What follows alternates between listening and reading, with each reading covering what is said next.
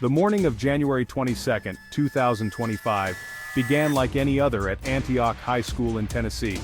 Students arrived, bustling with the routines of their day, laughter echoed through the hallways, but this normalcy was shattered shortly after the morning bell.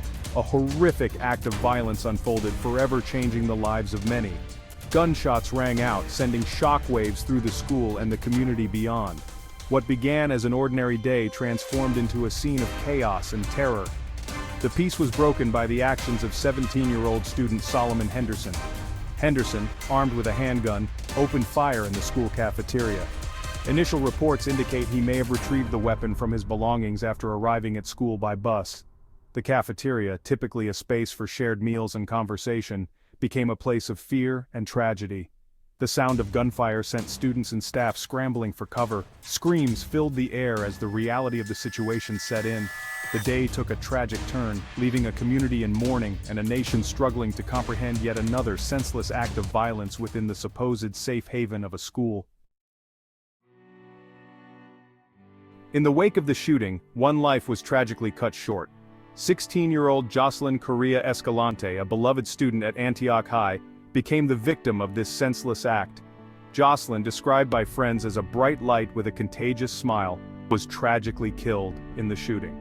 Her loss has left an unfillable void in the lives of her family, friends, and the entire community. Her family remembers her as a kind and compassionate soul, always willing to lend a helping hand. Friends recall her infectious laughter and her ability to light up a room. Jocelyn's life, full of promise and potential, was tragically cut short. 2 other male students were injured in the chaos. One student suffered a graze wound to his arm. He received treatment at Vanderbilt University Medical Center and was later released. Another male student was transported to Monroe Carell Jr. Children's Hospital at Vanderbilt with a facial injury.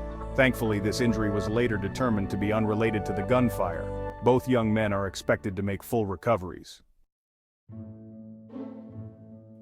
As the investigation unfolds, authorities are working tirelessly to understand what led Solomon Henderson to commit such a horrific act.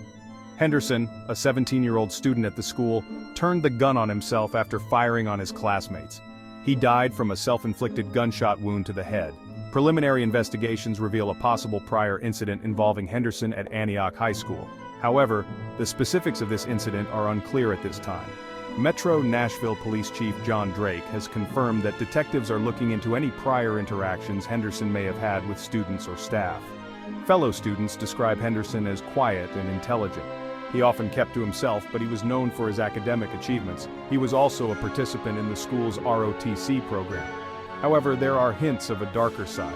Some students mention a change in his demeanor in the weeks leading up to the shooting, though details remain elusive.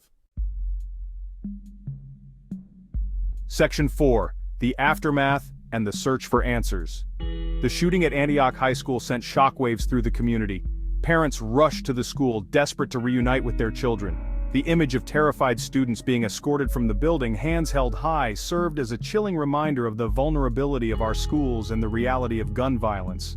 Law enforcement, including the Metro Nashville Police Department, responded swiftly to the scene. They secured the area and initiated a full investigation into the incident. The school was placed on immediate lockdown, and students and staff sheltered in place until authorities could ensure their safety. The school district has expressed profound sadness and shock over the event. They are cooperating fully with the ongoing investigation. Support services, including grief counseling and trauma-informed care, are being provided to students, staff, and families affected by the shooting. The school community is grappling with the aftermath of this tragedy. They are committed to providing ongoing support and resources to aid in the healing process. Section 5.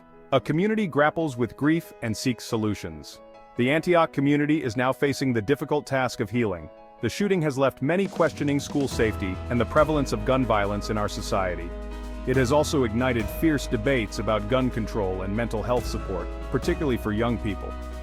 Local officials, community leaders, and faith-based organizations have come together to offer condolences, support, and resources to those affected by the tragedy. Vigils and memorial services are being planned to honor Jocelyn and provide a space for collective mourning and healing. The shooting at Antioch High School is a stark reminder of the devastating impact of gun violence. It underscores the urgent need for comprehensive measures to address this critical issue. As the community mourns the loss of young life, there is a shared commitment to creating a safer and more supportive environment for all students.